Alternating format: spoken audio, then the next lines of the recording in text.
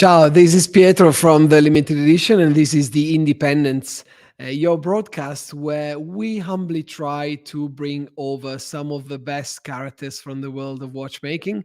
Today is no exception. Today we have a Spanish watchmaker or watch brand owner, Miguel Morales Ribas, is with us, and of course with our co-host Johnny McElleron.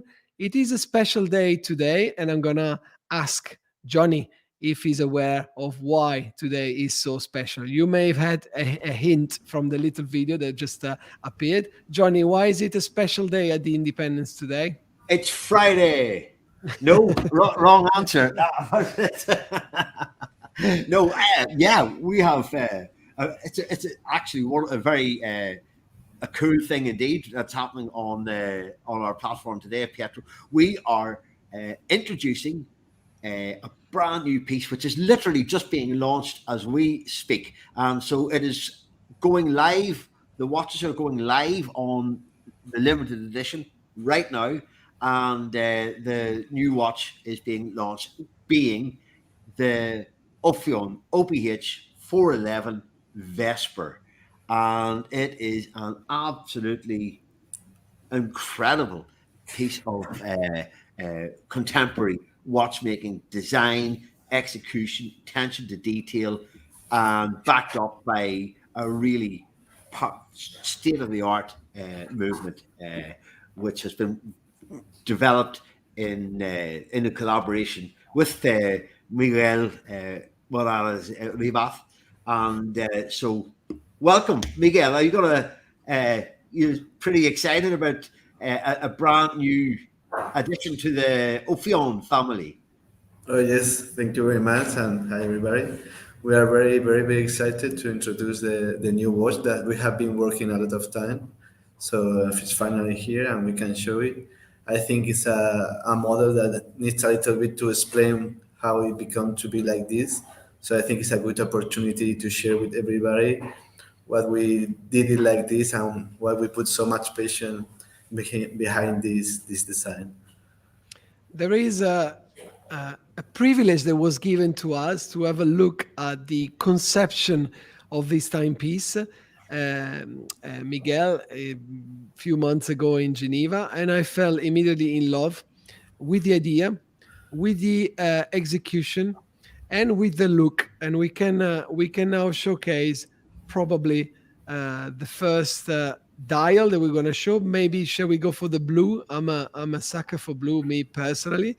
But I would like, Miguel, if you can, you to take us through the thinking and the idea that is behind this new launch. You come from a bit of a position of pressure in a way. You now have become recognized as an independent watchmaker for offering some of the best value out there in watchmaking. Johnny, can we go for the dark blue? I wanted to start. The reason I've used this one because this actually is the launch edition, Pietro, and so it's special just for it's limited to only 50 pieces. This is the Vesper Deep Blue, and I'm with you, Pietro. I am a sucker for a blue dial, and I am absolutely. I've been working on these for the last couple of days, and love this the color, that royal blue that they have, the contrast of the colors. It's with the polished elements, the three-dimensional aspect to it with the bridges that span across from the concentric rings. I am loving this watch, I can tell you, Pietro. So, Miguel, take us through, where does this come from? We are familiar with the case shape, and we know where that case shape comes from as well. But how did you integrate such a architectural, dare I say, structure for the dial? So the idea was because I wanted to have a unique watch that was not inspired by other watches.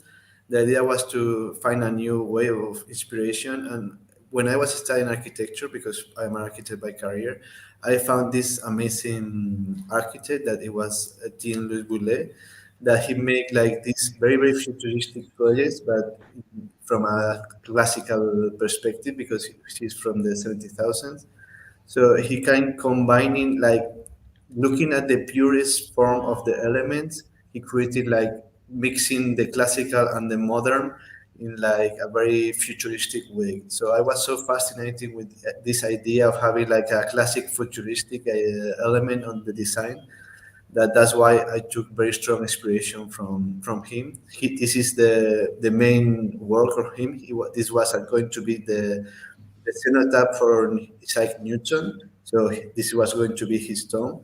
So he always focusing very. So to put in perspective, when Isaac Newton passed away, this was one of the projects to build his mausoleum, basically, to pay tribute to one of the most important scientific minds of human being, basically.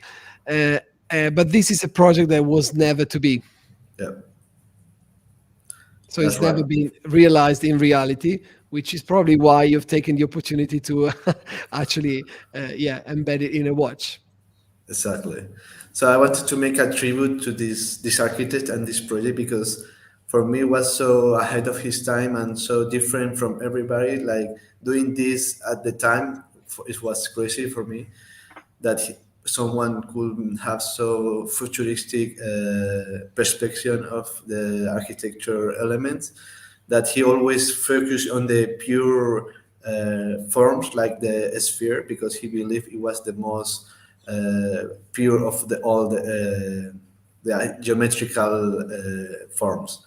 So in this is the top view of the Newton cenotaph. That is where I took the main inspiration from the dial, in where you can see all the repetition of the elements.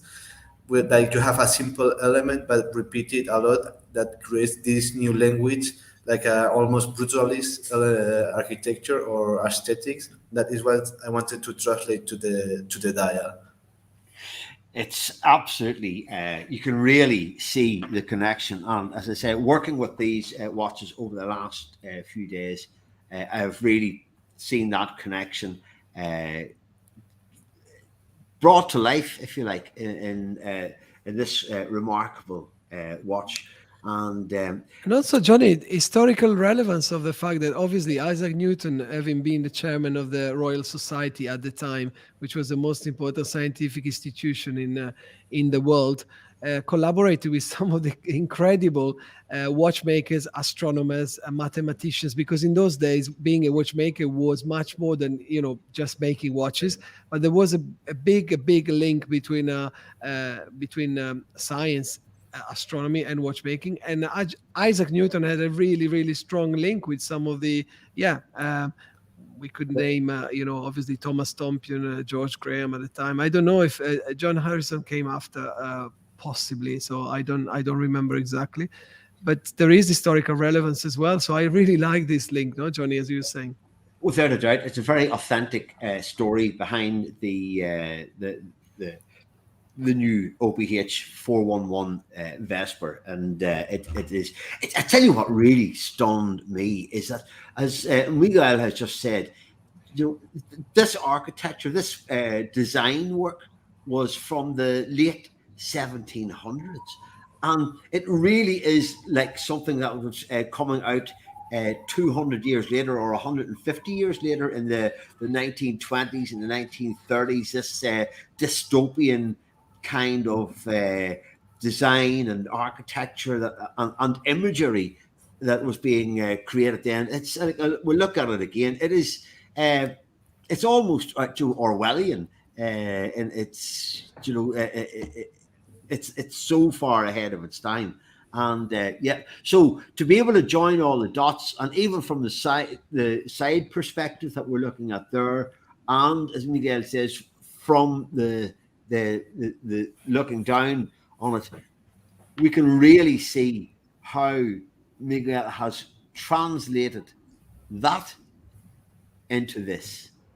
And it is, talk us through, Miguel, on on all the different elements.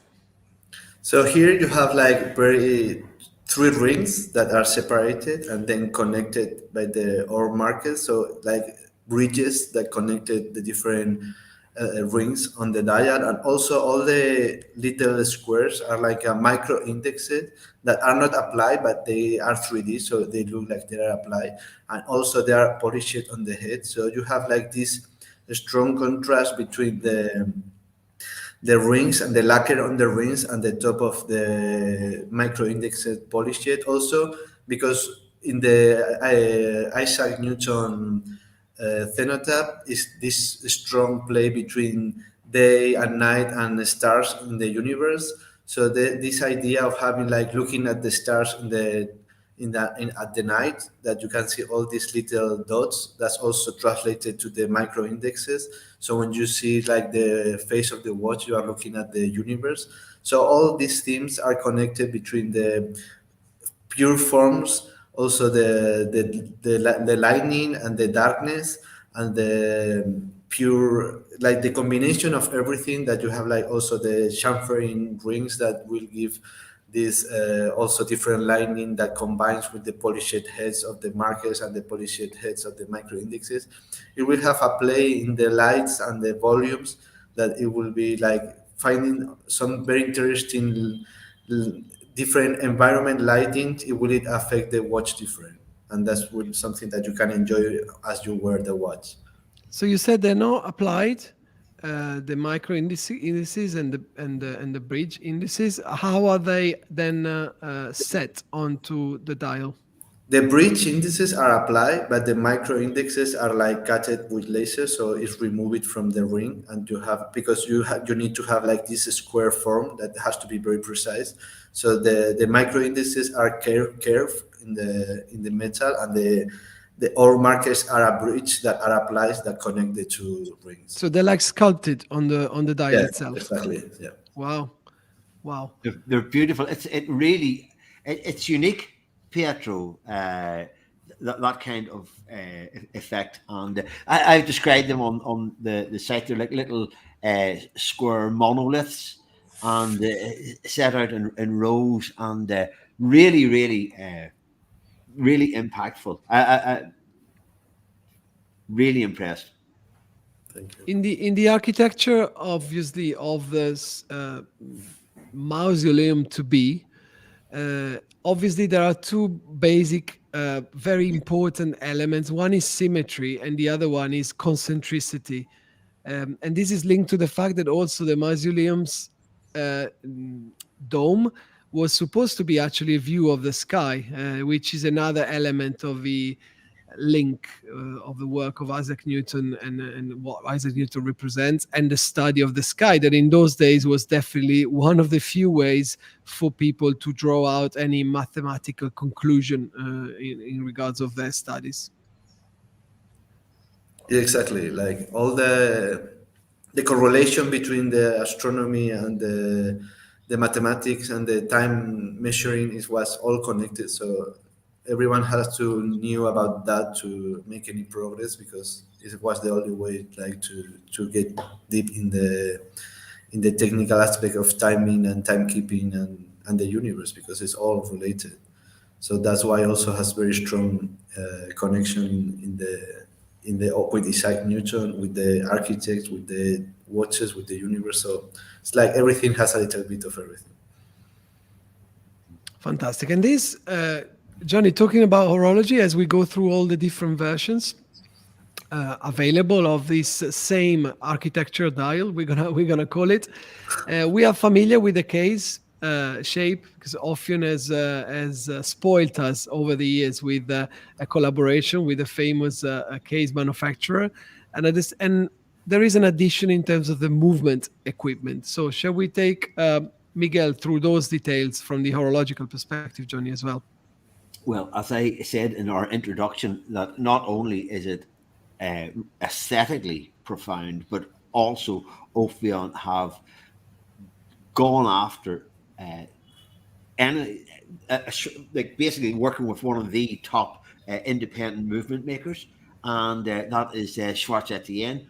But it's not just a Schwarz Etienne movement, because it has been actually, I have a zoomed in image here. Yeah, it has been customized and is bespoke to Ophion.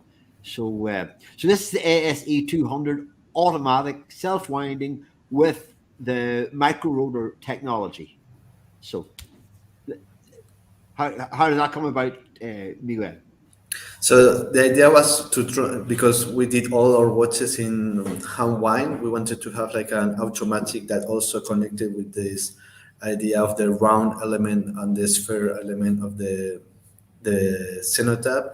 Yeah. So that's why we choose like the micro rotor, and also we wanted to find the most symmetry possible in the movement. That's why we divide all the bridges in 3 sectors, that you have more not because the shape is organic, but you have is separated in more how do you say it? Not more symmetrical, but more equidistant way. Like you have the 2 bridges for the escapement and the balance wheel. Balance wheel, the medium bridge that connect everything, and the lower bridge. So you have like a more proportionate and symmetrical aspect of the movement. And also, yeah, and also look that is not too dissimilar to the look of the, for example, the 786 Velos movement. So it's definitely, yes, it's this Versity and ASC 200 as we said, and we can recognize it, but with a very clear Ophion look. yeah, we wanted also to keep like some of the aspect that we had in the previous movement, like the type of decoration that was also because both watches are from past eras or evoke past eras, are also connected, like have some similarities, like for example in the finishing on the bridges. So we keep consistent with our design, and also with our past designs and with the new designs and with the old traditions that are represented in each watch. It's also a very technical movement as well, Pietro. Because it's, as I say, it's state of the art. It's running at 3 hertz, 21,600, and has a really impressive power reserve of 86 hours.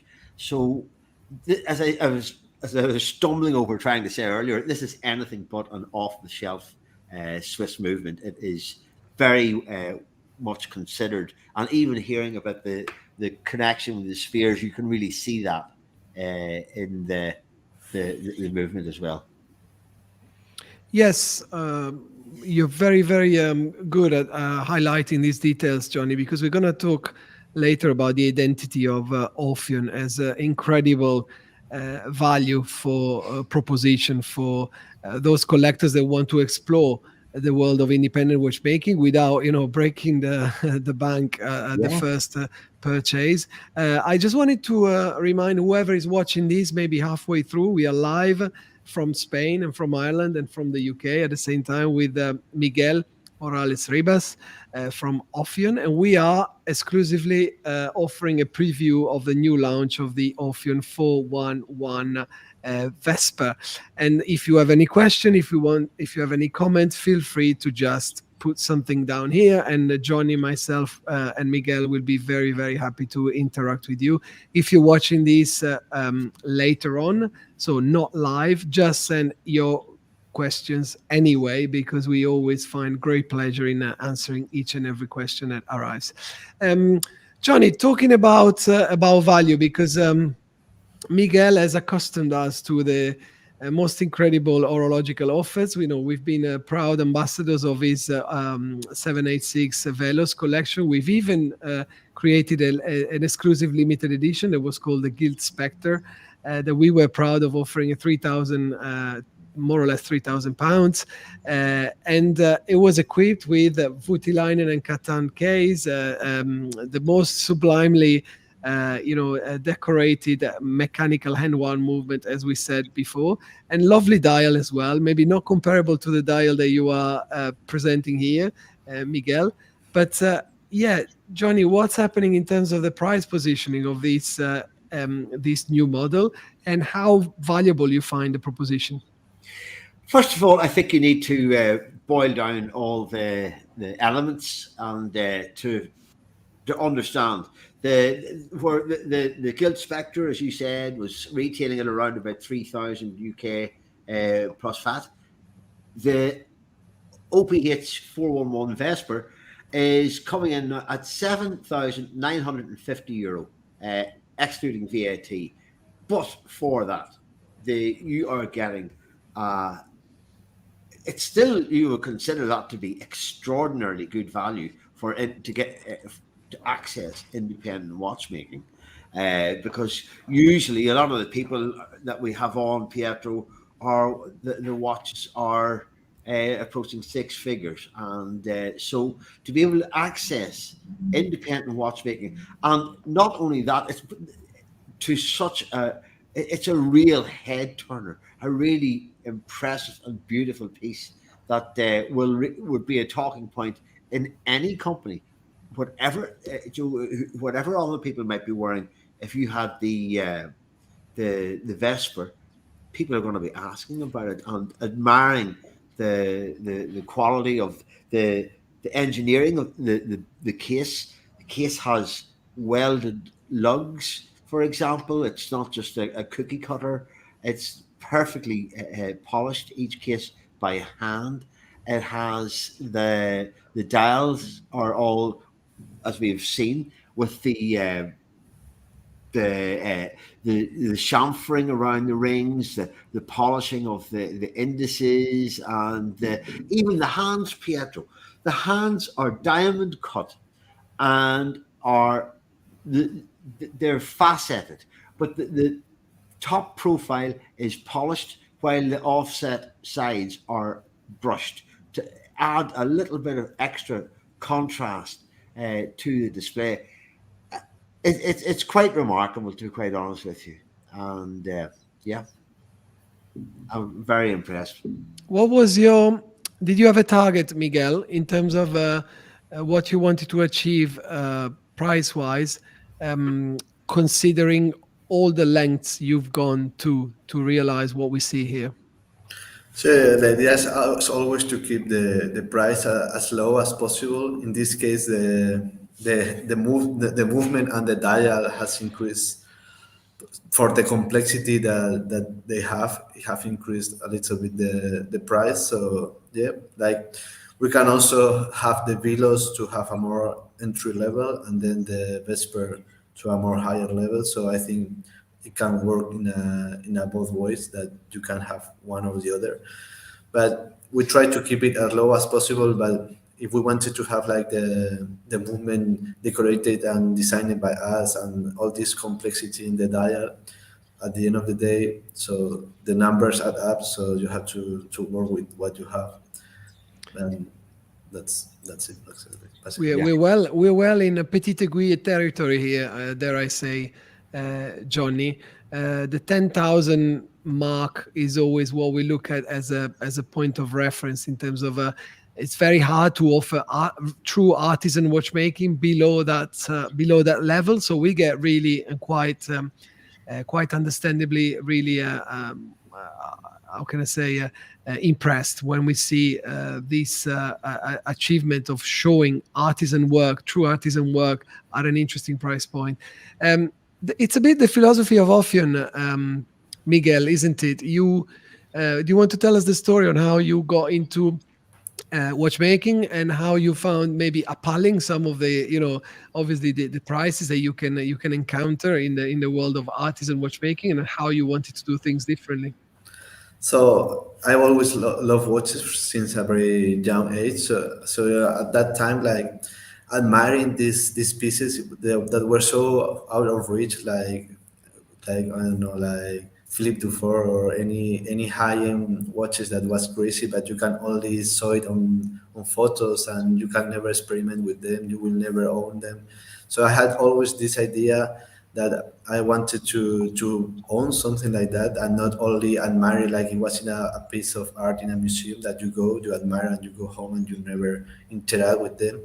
So we created the brand to try to offer very high-end, some characteristic of the high-end watchmaking to an affordable price or to a wider audience. So that's why we always try to keep the price as low as possible, to find new ways to do things, to try to offer to as many people as possible. And if somebody likes the watch, they can make an effort and get it. So that's what we always try to do. And in this time, it's a little bit more, but also we are offering a little bit more. So I don't know. It's like you get you keep at some point adding more, but it's if you want to try to offer really something different, it's some compromise that you have to make.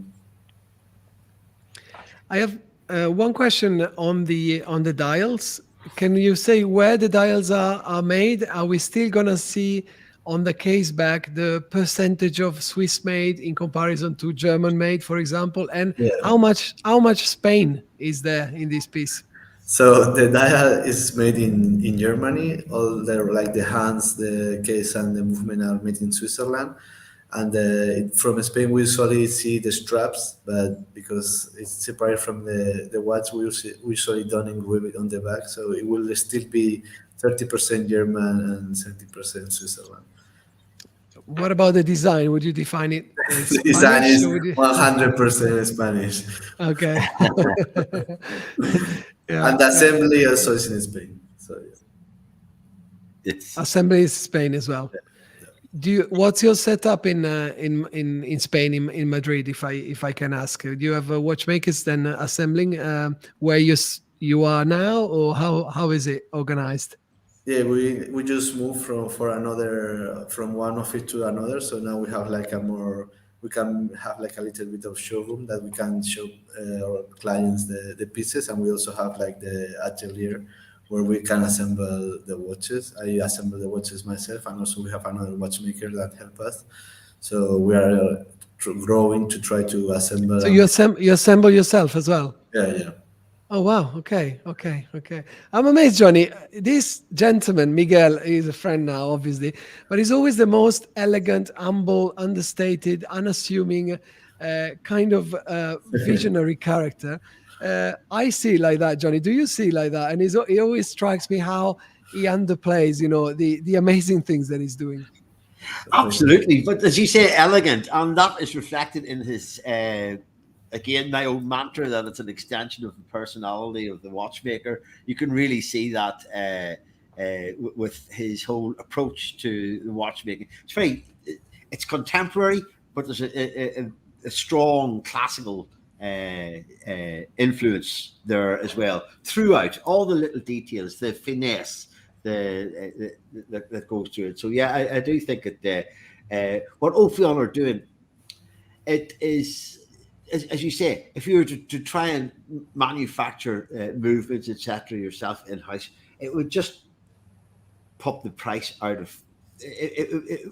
Probably wouldn't be feasible. Although I think with a very strong design and a very strong design DNA that Ophion has, it probably would be sustainable. But it's great that it is done the way that it is. You've got collaborations going on with some of the most respected suppliers in the industry, from the dials, the cases, the movements, even the handmade straps and buckles, as you say. And so I think that you really, it's almost the perfect package for someone coming into independent watchmaking. The case is coming from another very unassuming, elegant gentleman that we just had the pleasure to spend some time with at the Festival of Time organized by Johnny here in Ireland, in Waterford. Another unassuming genius of our time. Yeah, Kari Voutilainen's Catan company. Again, Kari has his influence spreads far and wide now within the independent sector, and but to have, the beauty of it is, from Miguel's point of view, to have that resource available, to be able to realize the vision that you have for your watch and take it to a company like Catan, Voutilainen's Catan, and they can make that happen. And I was so impressed with the detail, with the texture of the dial, the base of the dial, the polishing, the chamfering, and we haven't even got into the different styles that there are, because that was my next question, actually. Yeah, we could go through the different versions, and what are the limited ones and when they will come available. So Johnny, great idea. Surely. Well, there are. I think there are 6 that are going to be the mainstay of the collection, and there is also one launch edition which is literally selling as we speak, Pietro, because there are only 5 or 50 of them, and that is the turquoise launch edition. And again, what a fabulous color and combination of that vibrant turquoise color with the beautiful texture dial and the concentric rings and those little rows of micro markers. It's a stunner, isn't it? Absolutely. It's another thing I wouldn't necessarily expect from Miguel and from Ophion, but it shows the versatility that Miguel has in his creative process. So, Miguel, you want to explain us this limited edition? How is it going to work compared to the rest of the collection in terms of availabilities, deliveries, pre-ordering, etc.? No, all the collections, like the limited edition, just we did the launch edition. So to have this color exclusively to 50 pieces, but the price and the delivery will be the same. Like all the price is the same for the limited edition and the regular edition, and the delivery and when the production is done is around next year, around this time next year. So it will take a little bit of time, but we will make sure that everything is perfect to achieve the quality that we want to get. So that's why we always take a little bit of time. It's excellent. And we were asked earlier that Pedro asked us a little bit of information on the specs. So what we're looking at really is 316L stainless steel case, 39 millimeters across, 11.95 in height. And so it is very, very, it's contemporary, sized for the contemporary tastes. And as I said, there are 6 constant members of this is an entirely new family in the Ophion range. And there you go, Pietro. I think you have just put it up there. Absolutely. As a tribute to Johnny's work, as well as Johnny describes all the existing collection, you already find the full listing on the limited edition website. We are proud to be official retailers for Ophion. If you're interested to pre-reserve one of these new Ophion 411 Vesper, just get in touch with us, and we will guide you through the pre-ordering process, basically. So, as you can see, and Johnny was mentioning, you'll find all the details, including Johnny's take on every single piece, and the description as well that comes with it, with all the technical details. Here we go. Here is the review and the specification with pricing and everything, and available pictures that we will enrich with some more images as we go along.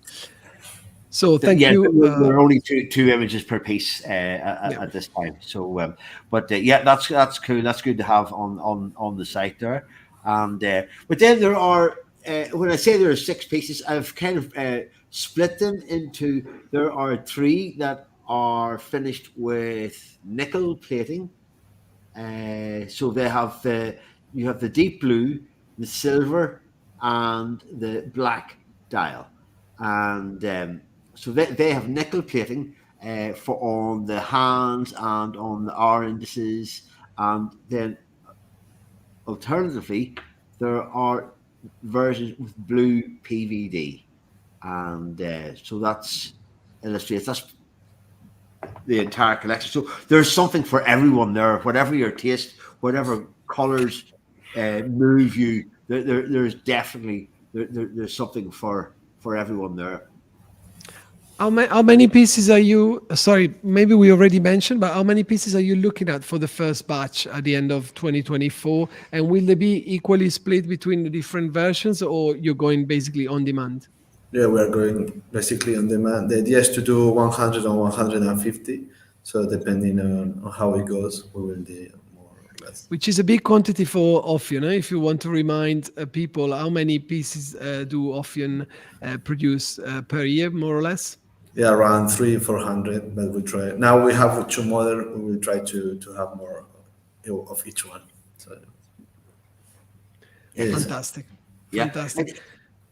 It's definitely good. I would say this is going to be a very popular edition myself, and yeah, I really do think that it ticks all the boxes, and Ophion grows from strength to strength. Like, how old is Ophion now, Miguel? So Ophion, we started the company in 2014, but the first year we were looking for suppliers, so we didn't do. We usually search for the market. We first went to Asia to see the supplier from Asia. Then we decided to do it in Europe. So because at first we started with so little money that we had to convince the supplier to work with us. It was very, very, very difficult to do, but they really helped us a lot because we started with very, very, very little money. I know the feeling. yeah, I can imagine.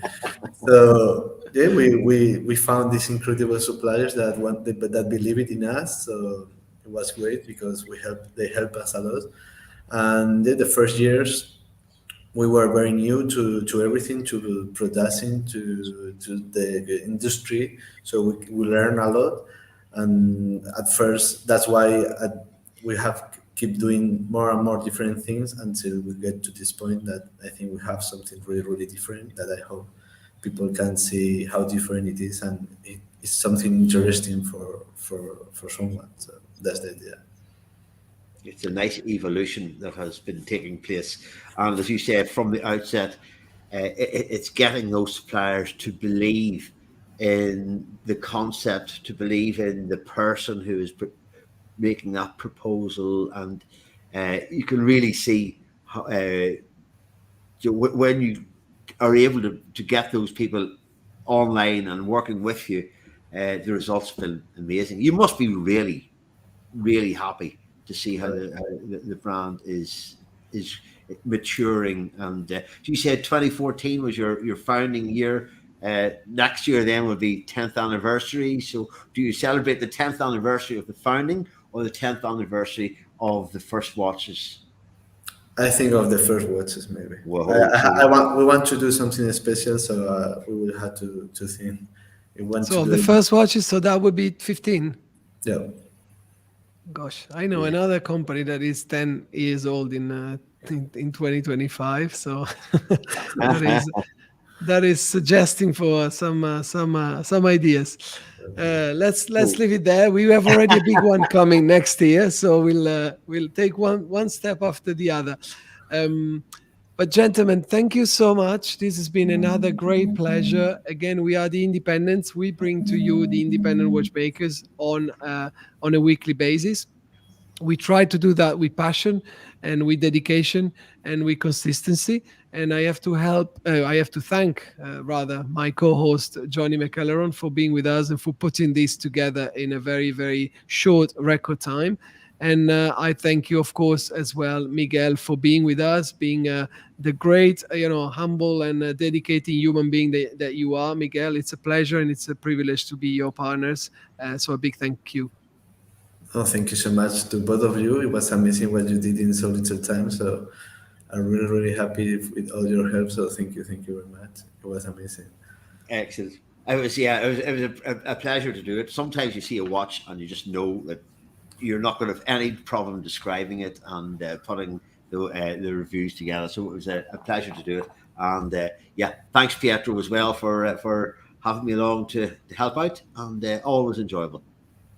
A special mention to finish to the person behind all the content that we create for this YouTube channel, and is our manager Sam, who's put together an incredible work in the last 8 months, really, when our YouTube channel had 400 subscribers. And with the help, obviously, of Johnny, of Oliver, creating this intelligent content that we try to put out on a weekly basis, we're now over 8,000 subscribers and people that really enjoy what we do. So 10,000, Pietro. Yeah, it's I think it's over 11 now, but we'll see. We'll keep growing. We'll keep growing. Good Thank you, stuff. everybody. It's a team effort, and of course to all of those that are behind the scene and making these happen. But first of all, thank you to the watchmakers. Without you, there's nothing. See you very soon. Thank you very much. Thank you very much. Bye.